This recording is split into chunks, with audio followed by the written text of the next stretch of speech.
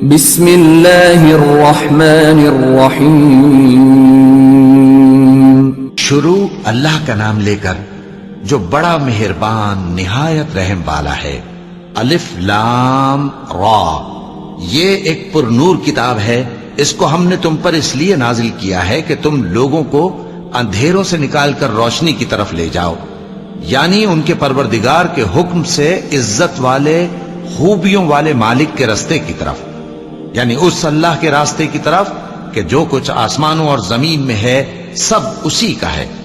اور ان کافروں کے لیے عذاب شدید کی وجہ سے تباہی اور بربادی مقدر ہے، جو آخرت کے مقابلے میں دنیاوی زندگی کو پسند کرتے اور لوگوں کو اللہ کے راستے سے روکتے اور اس میں کجی چاہتے ہیں.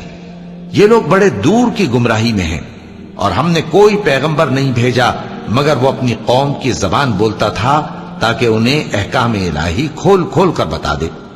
پھر اللہ جسے چاہتا ہے گمراہ رہنے دیتا ہے اور جسے چاہتا ہے ہدایت دیتا ہے، اور وہ غالب ہے، حکمت والا ہے. اور ہم نے موسیٰ کو اپنی نشانیاں دے کر بھیجا کہ اپنی قوم کو تاریکیوں سے نکال کر روشنی میں لے جاؤ اور ان کو اللہ کے دن یاد دلاؤ. اور اس میں ان لوگوں کے لیے جو صابر و شاکر ہیں نشانیاں ہیں. اور جب موسیٰ نے اپنی قوم سے کہا کہ اللہ نے جو تم پر مہربانیاں کی ہیں ان کو یاد کرو، جبکہ اس نے تم کو فرعون کی قوم سے رہائی بخشی. وہ لوگ تمہیں برے برے عذاب دیتے تھے اور تمہارے بیٹوں کو مار ڈالتے تھے اور تمہاری لڑکیوں کو زندہ رہنے دیتے تھے، اور اس میں تمہارے پروردگار کی طرف سے بڑی آزمائش تھی. اور جب تمہارے پروردگار نے تم کو آگاہ کیا کہ اگر شکر کرو گے تو میں تمہیں زیادہ دوں گا، اور اگر ناشکری کرو گے تو یاد رکھو کہ میرا عذاب بھی سخت ہے. اور موسیٰ نے صاف صاف کہہ دیا کہ اگر تم اور جتنے اور لوگ زمین میں ہیں سب کے سب ناشکری کرو تو بھی اللہ بے نیاز ہے، قابل تعریف ہے. بھلا تم کو ان لوگوں کے حالات کی خبر نہیں پہنچی جو تم سے پہلے تھے، یعنی نوح اور عاد اور سمود کی قوم اور جو ان کے بعد تھے، جن کا علم اللہ کے سوا کسی کو نہیں. جب ان کے پاس ان کے پیغمبر نشانیاں لے کر آئے تو انہوں نے اپنے ہاتھ ان کے منہوں پر رکھ دیے کہ خاموش رہو، اور کہنے لگے کہ ہم تو تمہاری رسالت کو تسلیم نہیں کرتے، اور جس چیز کی طرف تم ہمیں بلاتے ہو ہم کو اس میں بھاری شک ہے. ان کے پیغمبروں نے کہا کیا تم کو اللہ کے بارے میں شک ہے جو آسمانوں اور زمین کا پیدا کرنے والا ہے؟ وہ تمہیں اس لیے بلاتا ہے کہ تمہارے گناہ بخشے اور ایک مدت مقرر تک تم کو مہلت دے. وہ بولے کہ تم تو ہمارے ہی جیسے آدمی ہو، تمہارا یہ منشا ہے کہ جن چیزوں کو ہمارے بڑے پوجتے رہے ہیں ان کے پوجنے سے تم ہمیں روک دو. تو اچھا کوئی کھلی دلیل لاؤ، یعنی معجزہ دکھاؤ. پیغمبروں نے ان سے کہا کہ ہاں ہم تمہارے ہی جیسے آدمی ہیں، لیکن اللہ اپنے بندوں میں سے جس پر چاہتا ہے نبوت کا احسان کرتا ہے، اور ہمارے اختیار کی بات نہیں کہ ہم اللہ کے حکم کے بغیر تم کو تمہاری فرمائش کے مطابق معجزہ دکھائیں. اور اللہ ہی پر مومنوں کو تو بھروسہ رکھنا چاہیے. اور ہم کیوں اللہ پر بھروسہ نہ رکھیں حالانکہ اس نے ہم کو ہمارے دین کے سیدھے رستے بتائے ہیں، اور جو تکلیفیں تم ہم کو دیتے ہو اس پر ہم صبر کریں گے. اور اہل توکل کو تو اللہ ہی پر بھروسہ رکھنا چاہیے. اور جو کافر تھے انہوں نے اپنے پیغمبروں سے کہا کہ یا تو ہم تم کو اپنے ملک سے باہر نکال دیں گے یا تم ہمارے مذہب میں واپس آ جاؤ. پس ان کے پروردگار نے ان کی طرف وحی بھیجی کہ ہم ظالموں کو ہلاک کر دیں گے اور ان کے بعد تم کو اس زمین میں آباد کر دیں گے. یہ اس شخص کے لیے ہے جو قیامت کے روز میرے سامنے کھڑے ہونے سے ڈرے اور میرے عذاب سے خوف کرے. اور پیغمبروں نے اللہ سے فتح چاہی اور ہر سرکش ضدی نامراد رہ گیا. اس کے پیچھے دوزخ ہے اور اسے پیپ والا پانی پلایا جائے گا. وہ اس کو گھونٹ گھونٹ کر کے پیے گا اور گلے سے نہیں اتار سکے گا، اور ہر طرف سے اسے موت آ رہی ہوگی مگر وہ مرنے میں نہیں آئے گا، اور اس کے بعد سخت عذاب ہوگا. جن لوگوں نے اپنے پروردگار سے کفر کیا ان کے اعمال کی مثال راکھ کی سی ہے کہ آندھی کے دن اس پر زور کی ہوا چلے جو اسے اڑا لے جائے. اسی طرح جو کام وہ کرتے رہے ان پر ان کو کچھ قابو نہ ہوگا. یہی تو پرلے سرے کی گمراہی ہے. کیا تم نے نہیں دیکھا کہ اللہ نے آسمانوں اور زمین کو تدبیر سے پیدا کیا ہے؟ اگر وہ چاہے تو تم کو نابود کر دے اور تمہاری جگہ نئی مخلوق پیدا کر دے، اور یہ اللہ کو کچھ بھی مشکل نہیں۔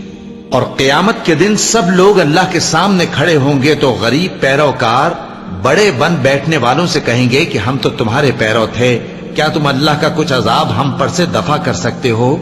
وہ کہیں گے کہ اگر اللہ ہم کو ہدایت کرتا تو ہم تم کو ہدایت کرتے۔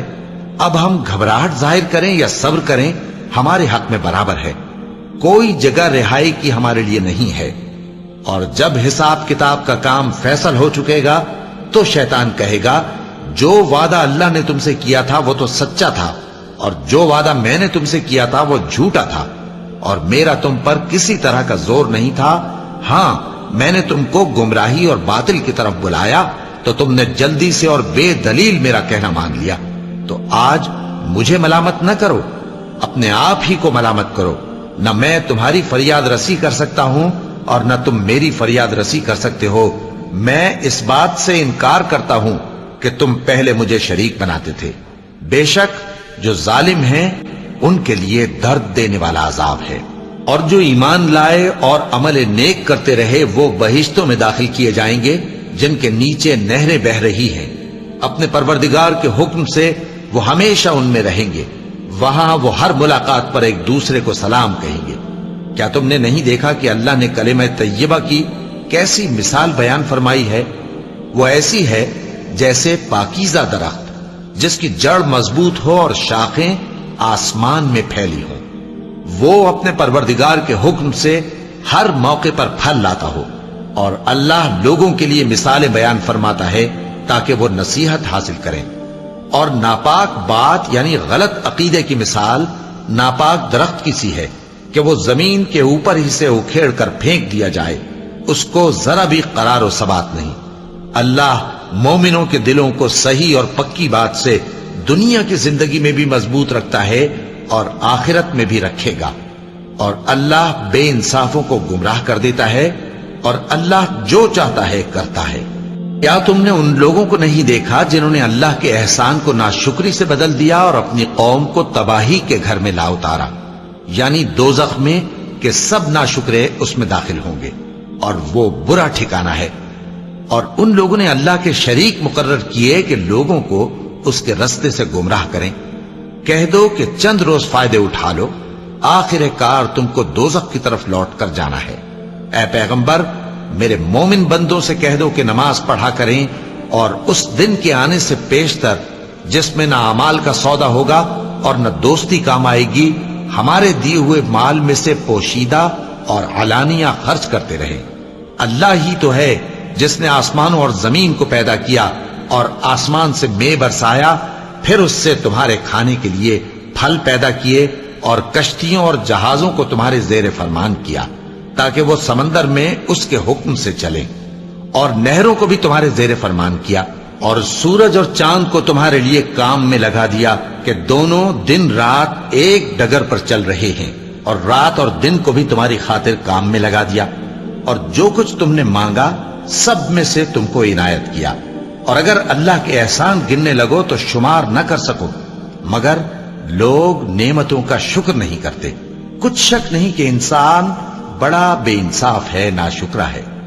اور جب ابراہیم نے دعا کی کہ اے میرے پروردگار، اس شہر کو لوگوں کے لیے امن کی جگہ بنا دے، اور مجھے اور میری اولاد کو اس بات سے کہ بتوں کی پرستش کرنے لگیں بچائے رکھیو۔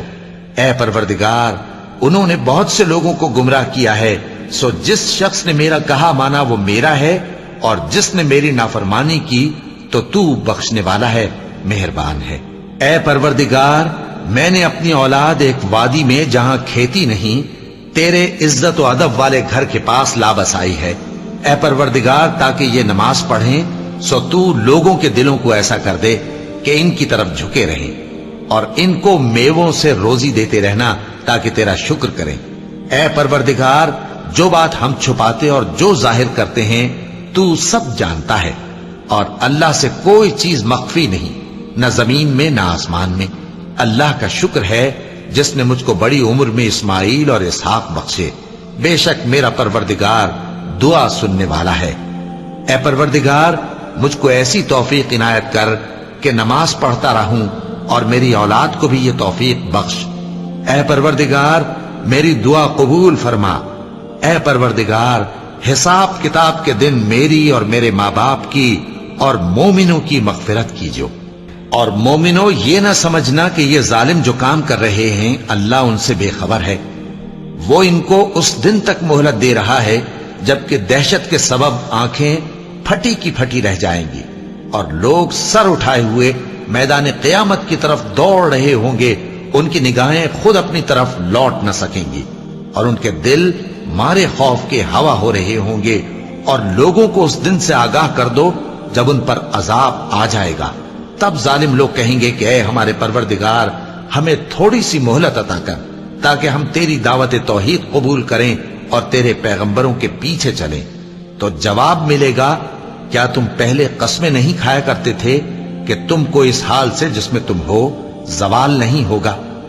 اور جو لوگ اپنے آپ پر ظلم کرتے تھے تم ان کے مکانوں میں رہتے تھے اور تم پر ظاہر ہو چکا تھا کہ ہم نے ان لوگوں کے ساتھ کس طرح کا معاملہ کیا تھا اور تمہارے سمجھانے کے لیے مثالیں بیان کر دی تھیں۔ اور انہوں نے بڑی بڑی تدبیریں کی اور ان کی سب تدبیریں اللہ کے ہاں لکھی ہوئی ہیں، گو وہ تدبیریں ایسی غضب کی تھیں کہ ان سے پہاڑ بھی ٹل جائیں۔ تو ایسا خیال نہ کرنا کہ اللہ نے جو اپنے پیغمبروں سے وعدہ کیا ہے وہ اس کے خلاف کرے گا۔ بے شک اللہ زبردست ہے، بدلہ لینے والا ہے۔ جس دن یہ زمین دوسری ہی زمین بنا دی جائے گی اور آسمان بھی بدل دیے جائیں گے اور سب لوگ اللہ کے سامنے نکل کھڑے ہوں گے جو یکتا ہے، بڑا زبردست ہے۔